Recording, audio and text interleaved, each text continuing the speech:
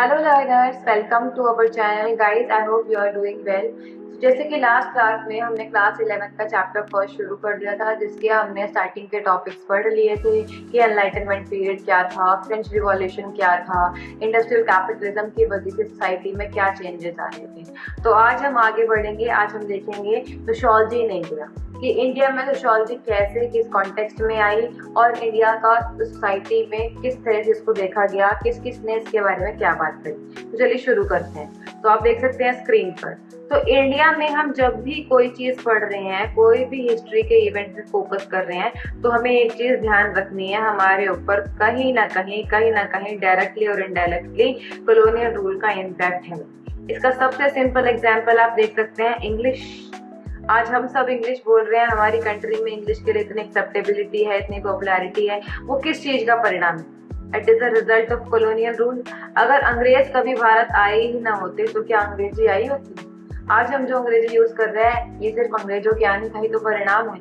तो हमें यहाँ पर एक चीज ध्यान रखनी है, जब भी हम इंडिया की सोशियोलॉजी या हिस्ट्री पे बात करेंगे तो उसमें कहीं ना कहीं आपके कॉलोनियल रूल का इम्पैक्ट हमें ध्यान में रखना है।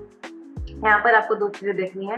जो वेस्टर्न ट्रांसफॉर्मेशन था, modernity emerge as an outcome of internal scientific process and democratic ideas. क्या माना गया कि जो मॉडर्निटी है आपकी वो वेस्ट से आई है, और ये किस चीज का आउटकम है? साइंटिफिक प्रोसेसेस और डेमोक्रेटिक आइडियाज का।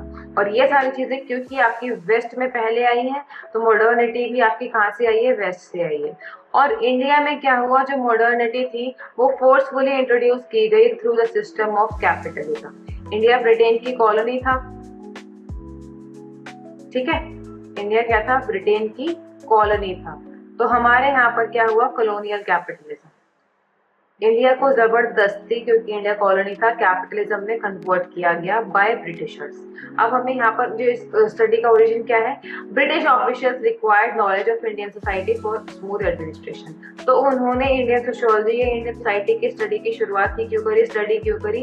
क्योंकि वो इंडियन सोसाइटी को समझना चाहते थे, जिससे कि यहाँ पर एडमिनिस्ट्रेशन अच्छे से चला सके। उसके लिए उन्होंने क्या किया? उन्होंने इंडियन स्कॉलर्स ने सोशियोलॉजी को करेक्ट किया और ये बताया कि जो वेस्टर्न पोर्ट्रेल्स है वो क्या है? मिथ्स है। जैसे देखो, अंग्रेज हमारे यहाँ पर आए, ब्रिटिशर्स हमारे यहाँ पर आए, उन्होंने यहाँ पर स्टडी की क्योंकि वो जानना चाहते थे हमारी सोसाइटी कैसी, to know about our society. उन्हें जानना था कि इंडियन सोसाइटी कैसी, ठीक है। उसके लिए उन्होंने ये सब कुछ किया। लेकिन जो उनका पॉइंट ऑफ व्यू था, उनका जो व्यू था वो कैसा था? मिसलीडिंग था। फॉर एग्जाम्पल, उन्होंने क्या किया? उनका मिसलीडिंग व्यू था। उन्होंने क्या शो किया? उन्होंने शो किया कि जो हमारे यहाँ पर विलेजेस हैं वो है अनचेंजिंग। तो इसलिए आपको एक चीज का ध्यान रखना है, वेस्टर्न पॉइंट ऑफ व्यू अगर आपका है और उसमें कोई चीज कही गई है तो जरूरी नहीं है कि वो एज इट इज ट्रूथ हो। ये सिर्फ और सिर्फ उनका पॉइंट ऑफ व्यू था कि इंडियन विलेजेस अनचेंजिंग है। जबकि जो आपके इंडियन थिंकर्स थे, जो आपके इंडियन स्कॉलर्स थे, उनका मानना ऐसा नहीं था। Because of India's vast diversity, region, language, caste, ethnicity, Indian sociology developed its deep connection with social anthropology unlike the West where discipline remained strictly separate. क्योंकि हमारे यहाँ पर डाइवर्सिटी इतनी ज्यादा थी, तो इसीलिए हमारे यहाँ पर सोशियोलॉजी और सोशल एंथ्रोपोलॉजी में क्लियर डिफरेंस था। जबकि वेस्टर्न कंट्रीज में डाइवर्सिटी की कमी होने की वजह से, वेस्टर्न कंट्रीज में क्या था? डाइवर्सिटी की कमी थी, जिसकी वजह से जो ये डिसिप्लिन था वो पूरी तरह से आपका अलग रहा। मतलब सोशियोलॉजी और सोशल एंथ्रोपोलॉजी वेस्टर्न कंट्रीज के लिए दो अलग अलग सब्जेक्ट्स। अब यहाँ पर हमें देखना है कि एनालिटिकल स्कोप क्या है आपकी सोशियोलॉजी का। अगर स्मॉल स्केल पे बात करें तो immediate social environment, for example a shopkeeper and a customer interaction between and friends and family, ये हो गया। माइक्रो लेवल पर हम सोशियोलॉजी में क्या पढ़ सकते हैं? मीसो लेवल पर phenomena impacting the larger public of a specific society. हाँ, एक स्पेसिफिक सोसाइटी पे फोकस कर रहे हैं, जिसके इशू हो सकते हैं आपके unemployment, caste conflict, rural indebtedness, foreign policy impact और forest policy impact on tribal rights। तो यहाँ पर हमने एक सोसाइटी या एक कम्युनिटी की प्रॉब्लम से फोकस करें। फिर अगर आप मैक्रो फोकस की बात करेंगे तो मैक्रो फोकस में impacting the larger human population, for example flexible labour regulation, cultural globalisation and entry of foreign universities. तो ये सब क्या है? आपकी मैक्रो लेवल की सोशियोलॉजिकल प्रोसेस है। तो आप समझ सकते हैं कि सोशियोलॉजी का जो स्कोप है वो कितना बड़ा है, ठीक है। यहाँ पर हम अपनी माइक्रो थिंग्स भी कंसिडर कर रहे हैं और मैक्रो भी और मीसो। तो इस चीज का आपको ध्यान रखना है। अब यहाँ पर हमें देखना है कि कनेक्टिव टिश्यू क्या था।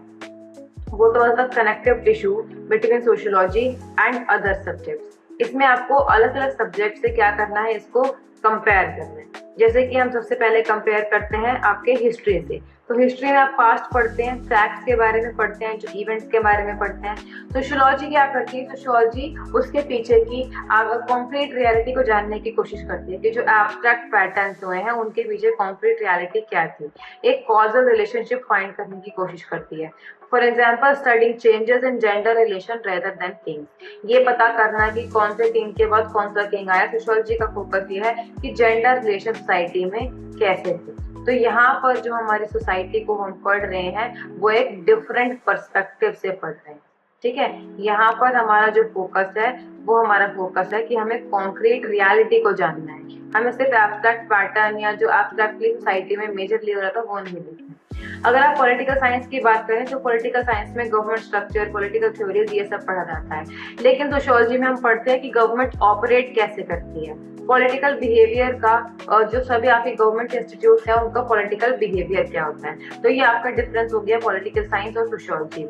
इकोनॉमिक्स में आप प्राइस, सप्लाई, डिमांड, रिसोर्सेज ये सब पढ़ रहे हैं, लेकिन यहाँ पर आप क्या पढ़ रहे हैं, ब्रॉडर कॉन्टेक्स्ट में सोशल नॉर्म्स में इकोनॉमिक बिहेवियर कैसा है, how lifestyle reshape drives advertising, कि जैसे लाइफस्टाइल में चेंज होता है तो अगर मार्केट में किसी को अपना प्रोडक्ट सेल करना है तो उसी के हिसाब से जो उसका पैटर्न ऑफ एडवर्टीजमेंट होगा वो भी चेंज हो जाएगा, ये हमें देखना। साइकोलॉजी में जहाँ पर माइंड इंटेलिजेंस और इंडिविजुअल मोटिवेशन पे फोकस करते हैं, वहीं सोशियोलॉजी स्टडी करती है how personality is shaped by societal aspects, ठीक है।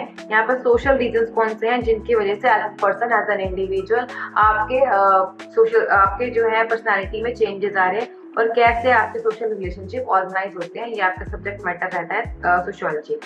एंथ्रोपोलॉजी में सिंपल सोसाइटी को एज अ होल लॉन्ग पढ़ा जाता है, जिसमें आपके लॉन्ग फील्ड वर्क की एथनोग्राफी आ जाती है, लेकिन हमारी सोशियोलॉजी में जो फोकस रहता है वो रहता है कॉम्प्लेक्स सोसाइटीज को, कि ब्यूरोक्रेसी और उसका पैटर्न क्या है, रिलीजन क्या है। यहाँ पर हम सर्वे, स्टैटिस्टिक्स और क्वांटिटेटिव डाटा पे फोकस करते हैं to give you accurate results, ठीक है। यहाँ पर जो है आपके लॉन्ग फील्ड वर्क्स नहीं होते हैं और पूरी सोसाइटी को एक तरह से नहीं देखा जाता है। यहाँ पर जो आपकी डाइवर्सिटी है उसको भी इम्पोर्टेंस दी जाती है, ठीक है। यहाँ पर क्या है, जो आपकी डाइवर्सिटी है उसको इम्पोर्टेंस दी जाती है सोशियोलॉजी में, और यही एक रीजन बना था कि इंडिया में आपकी सोशियोलॉजी और एंथ्रोपोलॉजी दो अलग सब्जेक्ट थे, जबकि आपकी वेस्टर्न कंट्रीज में इन दोनों सब्जेक्ट्स में कोई बहुत ज्यादा डिफरेंस नहीं था, क्योंकि वहां पर क्या था, वहां पर डाइवर्सिटी की कमी थी। जो डाइवर्सिटी आपको इंडिया में देखने को मिलती है वो आपको फॉरेन कंट्रीज में देखने को नहीं मिलती है। अब आपको देखना है अल्टीमेट सिंथेसिस, मतलब आखिर हमने डिफरेंसेस तो पढ़े ये सब सब्जेक्ट्स का, लेकिन ये उनसे रिलेटेड कैसे है, उनके साथ मिक्सअप कैसे हुआ, उनके साथ प्रिपरेशन क्या है सोशियोलॉजी का। While psychology looks inward, economic looks at market, history catalogs the past. Sociology is a connective blueprint. Sociology क्या करती है, सबको कनेक्ट करके चलती है एक साथ एक ही डायरेक्शन में। It provides a critical perspective based on factual knowledge, proving that personal biographies and public histories are forever intertwined within the structure of society. तो ये सारी चीजें जो आप पर्सनल बायोग्राफी पढ़ रहे हैं, पब्लिक हिस्ट्री पढ़ रहे हैं, या मार्केट के बारे में पढ़ रहे हैं, या फैक्चुअल नॉलेज पढ़ रहे हैं, ये सब आपकी सोसाइटी के स्ट्रक्चर के अंदर कहीं ना कहीं क्या है, कनेक्टिंग डॉट्स है। तो सोशियोलॉजी क्या करती है, इन सब चीजों को कनेक्ट करके एक साथ जोड़कर आगे बढ़ाती है। तो आई होप आपको ये चैप्टर समझ में आ गया होगा। आप किसी भी डाउट के लिए कमेंट सेक्शन में पूछ सकते हैं, और ये नोट्स आप टेलीग्राम चैनल से डाउनलोड कर सकते हैं। For any doubts you are always free to ask. Thank you.